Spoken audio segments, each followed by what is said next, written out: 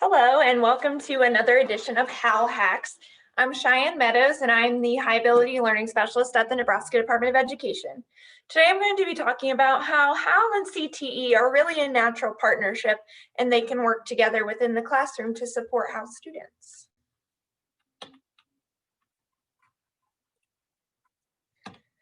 So we're going to start with talking about some myths surrounding gifted students. So a lot of times things that we hear are things like gifted students will be fine on their own. If they get poor grades, they can't possibly be gifted.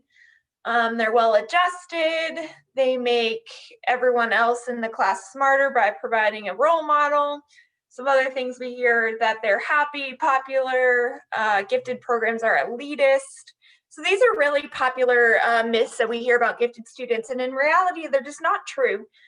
Gifted students come in a variety of shapes and sizes, just like all students. They're a special population, and they have their differences. And so to assume that all gifted students are well adjusted and showing achievement via grades and that they're happy and all of those different kinds of things just simply aren't true, because if we're not meeting their needs with services, then they are not going to thrive, as we see some of them do. There are also myths surrounding career and technical education. And so some of the things that we hear a lot of times are that career and technical education is for poor performing students who don't want to go to college or post-secondary training. We also hear that it leads to low wages when children are in career and technical education programs, and it's not necessary for college-bound students. So if you're college-bound, you shouldn't take CTE classes, you should take all of the honors classes and academic classes, and that all of these, again, just simply aren't true. We know that career and technical education, especially in the state of Nebraska, where we have all these wonderful pathways, can be a really great boost into college, or get some exposure to the field that students want to go into.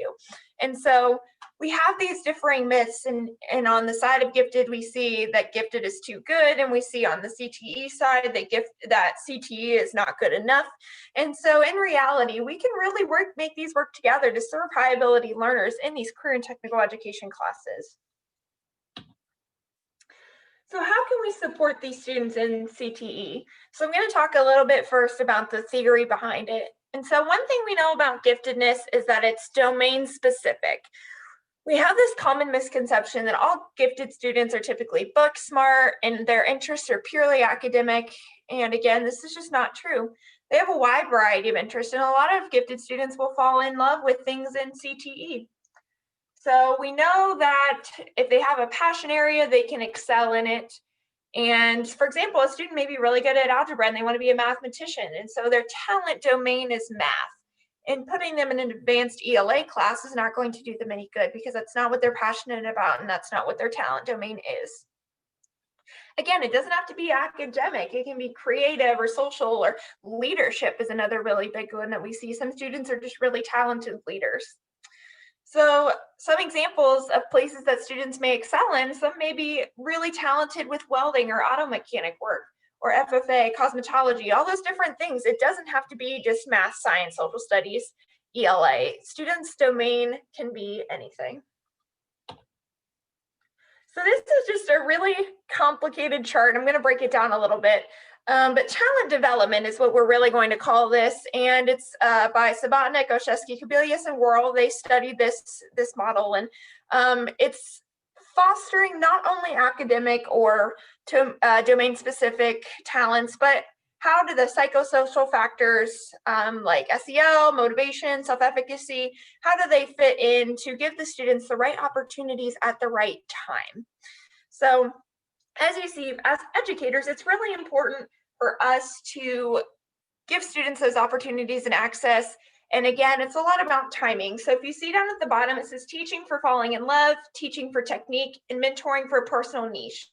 So in the younger ages, we're teaching for falling in love. So we're exposing students to a variety of subject matter, and they are finding something they're good at and finding their niche. And then as they get older into the middle and higher grades, they're teaching for technique. So they've really found that domain, and we're going to focus in, and we're really going to teach them the techniques of that field. And then as they are in their later high school years, mentoring for personalized niche. So that's where they really get into the nitty gritty and learning to talk and work like an expert in their field. So by the time they've reached high school, students with high ability have chosen a specific domain already that they're passionate about. And so that will also continue to be impacted by psychosocial factors. And so if students don't have positive self-efficacy, or if they don't feel motivated, or if they don't feel as though they're being supported, this can often hinder their development as well. So like I said, this is just a kind of linear timeline of how can we support students through that talent domain trajectory into supporting their talent development. So this is a little bit of, this is the last slide of theory, I promise. And this is just one way out of several different models that we can support students in CTE. And so this is called the Integrated Curriculum Model by Van Tassel-Baska. It was published in 1987 originally, and it still has withstood the test of time and held up. And so it is this idea that if we have a process, product, advanced content, and concept issues dimension, they all coalesce to create what we call the integrated curriculum model for gifted learners. And where they come together is that really advanced, meaningful content. So in the concept and issues domain, this is big ideas that span across multiple disciplines. So for example, if you take the concept of interactions, it occurs in every subject area, interactions do. And so students' understanding of this macro concept across multiple systems is how we really focus in on that domain. And for example, if students are thinking about engine, how an engine runs in auto shop, how are interactions crucial in that? So for the advanced content domain, that one's pretty self-explanatory. We want to use that higher level material and advanced standards at a faster pace. That is where we really make the money with gifted learners, is that advanced content. And then finally, that process product dimension really focuses on creating a high quality product that is applicable to them, and they feel as though it has meaning, and it's really investigative. For example, if you read an article on overpopulation on deer, how did the students think through the problem with all stakeholders? So that again takes all those things together, and if we coalesce, then that's where we find the optimal curriculum. So before I go any further, you've heard me talk a lot about universal concepts, and it can be hard to think, like, where do we find universal concepts? And so this is just one link. Also, if you Google universal themes or universal concepts, it'll give you a universal concept like interactions and give you generalizations within those concepts. And the students can use those generalizations to span across content areas and to use for those higher level thinking skills. So now I'm going to give you a couple examples of using that integrated curriculum model. So for this specific example, I was looking at the career and technical education areas, and one of them is agriculture, food, and natural resources. So this problem would be given to a student, and it has all three of these dimensions, and I've highlighted them in red. So you've been contacted by the mayor of your town who is concerned about the population of deer. Immediately, it's applicable to the students because they have to think about it within their own context, which is really great. And the mayor's asked you to come up with a solution. So you'll present your findings to the mayor in a 5-minute oral presentation. So that is the product dimension. So we have what our product's going to be as a 5-minute oral presentation. So when you're thinking about potential solutions, you need to read and summarize at least 3 articles from reliable sources. So that is that advanced content domain. Instead of going to a textbook or instead of giving them the articles, they have to go out and decide for themselves what are reliable resources, what fit the point that I am making. Once you're informed on the topic, think about interactions will have an impact on your decision. How are the interactions within the ecosystem impacted? The community. Identify at least 3 interactions your decision will impact. And so that's that concept, issue, and themes dimension. We have this overarching idea of interactions. So every decision that they make within this presentation will have an impact on some kind of interaction, whether it be with the environment or the community. So that is something that they really have to think about. And finally, think about all those impacted by the decision. So how do we take multiple stakeholders, such as hunter, the deer, the economy, into consideration? So they have to take all these different moving parts and put them into this one oral presentation by using their critical thinking and problem solving skills at that advanced level. With all of these different moving parts, they have to consider all of these things and put them together.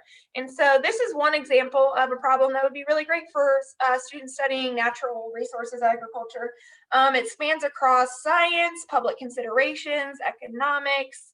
It spans across a couple of different things. And so this is just one really great example. And the way that you use this is just, I looked at this, this model and decided which concept I wanted to use, which product, and then how to incorporate that advanced content and then make it into a prompt. Another example I chose is for government and public administration. And this one is integrated with planning, economics, finance. So this one, it kind of spans across different classes as well.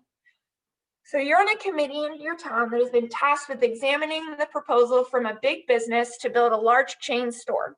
You must cast your vote to approve or deny the proposal. So immediately we know the problem or what they're going to have to do. Consider the concept of structure. How would this impact the financial structure? How would this impact the economy, tourism? What about the structure of the building? So immediately taking that themes dimension and thinking about structure. How does that apply across all these different areas? Examine the proposed blueprint of the building, the city statute for incoming building regulations, and at least one article about the economic impact of big business. So there's our advanced content. Looking at a blueprint, being able to interpret that in the structure, the city statute, which is not easy to read. It's not easy for an adult to read, let alone a student. And so that's that advanced content. And then finding an article about the impact of big business. So there's their advanced content. Again, I mentioned generalizations under each theme or concept. So use the structured generalizations. Would this business be a good addition? Yes or no? How do the different elements come together to inform your decision? So their product dimension is give a report orally in town or a 3-page written report. So they get that choice. So again, there are a lot of different moving parts because we've got 3 different dimensions, but where they all come together in that final product, that's where the sweet spot is.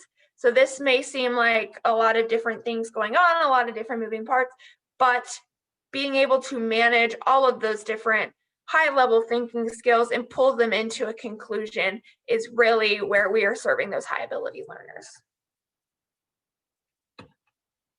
Other examples of serving CTE, high-ability learners in CTE classes include setting up internships. We talked about mentoring for a niche in that talent development model. So how can we set up internships for students in their talent area? Allowing time to develop additional skills. So maybe they're really gifted in public relations. What additional skills would they need to further their career? So for example, can we give them public speaking classes or a couple of those other different things, planning speeches, those ideas? What are the supplemental skills they're going to need for their trade? And another one, this is for the younger students, is job shadowing. Do they think they're going to like that field? Is that really their talent domain? And so that's when they really get to explore that and figure those out. So in conclusion, high ability learning and career technical education have a lot of intersections. The stigma of gifted does not mean that students cannot be in CTE classes. Again, they have overlap and students can have talent domains in the CTE realm. It doesn't have to be your core academics.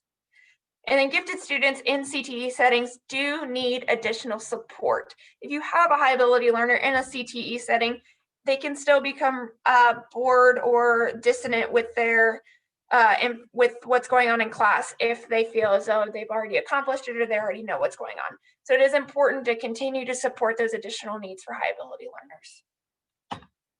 Thank you for listening to this HAL hack. And if you need anything, just shoot me an email. Thank you.